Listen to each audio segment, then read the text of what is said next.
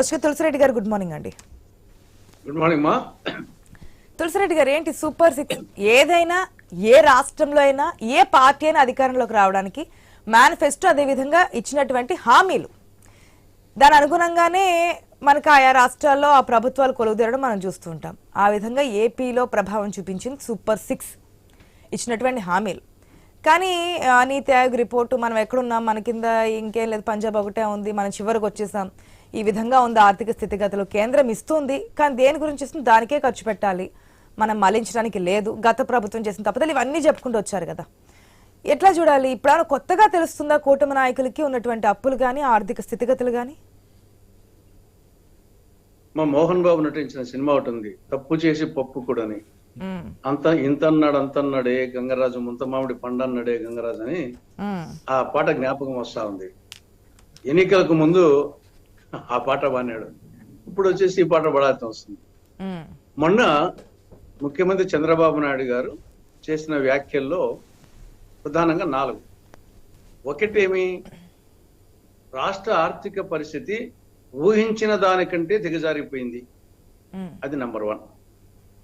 ఈ ఆర్థిక పరిస్థితిని గాడిలో పెట్టాలంటే కొంత సమయం పడుతుంది.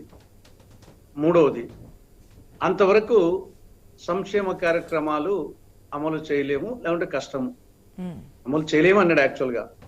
4వది, పన్నుల బాధుడు తప్పదు. కాబట్టి ఇక్కడ ఒకటి సంక్షేమ పథకాలు అమలు, 2వది బాధుడు, 2 చెప్పాడు. ఇక్కడ ఖచ్చితంగా ఆయన వచ్చేసి ఆ వ్యాఖ్యలు చూస్తే, సీఎం హోదాలో ఆ వ్యాఖ్యలు చూస్తే పరిపాలనలో చేతులు పైకెత్తేసినట్టే కనపడతా ఉంది. రైతు పరిభాషలో కాడి కింద పడేసాయంటారు, లేదా ఎద్దు అంకేసింది అంటారు. ఎద్దు అంకేస్తే ఇంకా లేదు, ఎన్ని ముళ్ళు బరులతో పొడిచినా ఏమిసినా. ఆ విధంగా వచ్చేసి ముఖ్యమంత్రి గారి వ్యాఖ్యలు చూస్తే కాడి కింద పడేసినట్లు, ఎద్దు అంకేసినట్లు తెలుస్తా ఉంది. ఇక్కడ ఆయనకు ఎన్నికలకు ముందే తెలుసు రాష్ట్ర ఆర్థిక పరిస్థితి బాగలేదు, ముందే తెలుసు.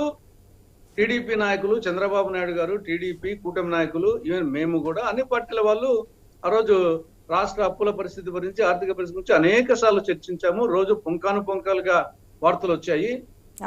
యాక్చువల్ గా పాకిస్తాన్ అయిపోతుంది ఆనాడు, పాకిస్తాన్ ఆర్థిక స్థితిగతుల్లో ఎగ్ గానీ గోధుమ పిండి కానీ ఏ విధంగా దాన్ని ఎగ్జాంపుల్ గా తీసుకున్నారు.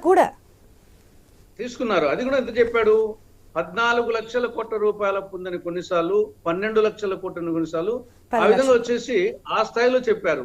కాబట్టి 14 లక్షల కోట్ల అప్పు ఉంది, తర్వాత అప్పుల ఊబిలో కూరుకుపోయింది, శ్రీలంకను మించిపోయింది, బీహార్ను మించిపోయింది అని ఇవన్నీ తెలిసి కూడా మాకు అవకాశం ఇవ్వండి, మాకు అధికారం అప్పచెప్పండి, మా దగ్గర అల్లావుద్దీన్ అద్భుత దీపం ఉంది, సంపద సృష్టించే కెపాసిటీ మాకు ఉంది, కాబట్టి ఆ సంపద సృష్టితో ఈ అప్పులు ఈ విధంగా రాబో రోజులు మేము ఇంత అప్పులు చేయము, తర్వాత వచ్చేసి ఇప్పుడున్న పథకాలన్నీ కొనసాగుతాయి, వాటికి అదనంగా సూపర్ 6 పథకాలు కూడా అమలు చేస్తాము, తర్వాత పన్నులు కానీ ఈ యొక్క ఛార్జీల పెంపుదల కానీ అదనంగా వెయ్యము అని ఇవన్నీ తెలిసే చెప్పారు. కాబట్టి తెలిసి చెప్పిన తర్వాత ప్రధానంగా ఈరోజు అధికారంలో ఉంది అంటే వైకాపా వైఫల్యాలు ఎంత కారణమో సూపర్ 6 హామీలు అంత కారణం. ఇంకా అనేక కారణాలు ఉన్నప్పటికీ సూపర్ 6 హామీల ప్రభావం గణనీయంగా ఉంది ఈ యొక్క కూటమి గెలుపు మీద. ఆ సూపర్ 6లో కొన్ని కేవలము కొన్ని వర్గాలను దృష్టిలో పెట్టుకొని చెప్పారు. ఒకటి యువత, నిరుద్యోగ యువత, దాదాపు 20 లక్షల మంది నిరుద్యోగ యువతకు మీకు నిరుద్యోగ భృతి అని చెప్పారు, అది ఒక మేజర్ సెక్షన్. 2వది ఎవరికి, విద్యార్థులకు వచ్చేసి స్కూల్కి వెళ్ళే ప్రతి విద్యార్థికి, అంటే ఆ విద్యార్థి తల్లిదండ్రులు వాళ్ళ ఓట్ల కోసం. 3వది రైతులు, అన్నదాత సుఖీభవ, రాష్ట్రంలో రైతు జనాభా ఎక్కువ ఉంటుంది. 4 మహిళలు, ఓటర్లో సగం మంది మహిళలు, మహిళలకు సంబంధించి 3 హామీలు. తర్వాత ఎస్సీ, ఎస్టీ, బీసీ, ముస్లిం మైనారిటీలకు వాళ్ళకు 50 ఏళ్ళకే పెన్షన్. కాబట్టి కొన్ని మేజర్ సెక్షన్స్ ను డెఫినెట్ గా ప్రభావితం చూపాయి. కాబట్టి ఇప్పుడు అధికారంలోకి వచ్చిన తర్వాత ఇప్పుడు ప్లేట్ ఫిరాయించడం అనేది తెలియకుండా జరిగింటే ప్రజలు కూడా అర్థం చేసుకోవాలి అని ఒక పాయింట్ యాడ్ చేశారు. అదే అప్పుడు ఆయన చెప్పింది ఎంత? 14 లక్షల కోట్ల రూపాయల అప్పు ఉందని చెప్పాడు. ఇప్పుడు ఆయన నోటి గుండా చెప్తున్నాడు 9.5 లక్షల కోట్ల రూపాయల అప్పు ఉందన్నాడు. మరి 4.5 లక్షల కోట్లు మీరు ఎన్నికలకు ముందు చెప్పిన దానికంటే తగ్గింది కదా.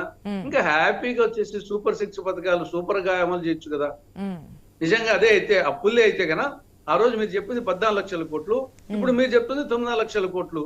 కాబట్టి ఇంకా ఇబ్బంది ఏముంది ఇంకా? కాబట్టి సూపర్ 6 హామీలు సూపర్ గా అమలు చేయాలా, బాధుడు కార్యక్రమం ఉండకూడదు. కాబట్టి ఏ విధంగా చూసినా ఇది ఎన్నికల కోసము ప్రజలను నమ్మించి మోసగించడమే. ఇది నమ్మక ద్రోహము, ఇది నమ్మించి మోసగించడమే అవుతుంది. ఖచ్చితంగా దీంట్లో వచ్చేసి ఎక్స్క్యూజ్ లేదు. ప్రజలకు ఇచ్చిన హామీలు అమలు చేయాలి కదా, ఏ రాష్ట్రాల్లో అయినా కొలువుదీరినటువంటి ప్రభుత్వాలు. ఎందుకంటే ప్రజలు నమ్మే ఓట్లేశారు, అధికారంలో కూర్చోబెట్టారు. అది తెలియకపోతే అనుకోవచ్చు, తెలుసుకొని ప్రచారాల్లో మాట్లాడి ఆ ప్రభుత్వం మీద విమర్శలు చేసిన తర్వాతే కదా మేనిఫెస్టో ఇచ్చిన తర్వాత అప్పుడు కూడా మేము క్వశ్చన్ చేశారు. యాజ్ ఏ జర్నలిస్ట్గా ఇక్కడ కూడా నేను టీడీపీ నాయకులను, కూటమి నాయకులను క్వశ్చన్ చేశాము. మరి అప్పుడే మీరు ఆ స్థాయిలో అన్నప్పుడు అంతకు మించి మీరు హామీలు ఇస్తున్నారు, ఏ విధంగా మీరు ముందుకెళ్తారు అని. సంపద సృష్టించి అని చెప్పారు.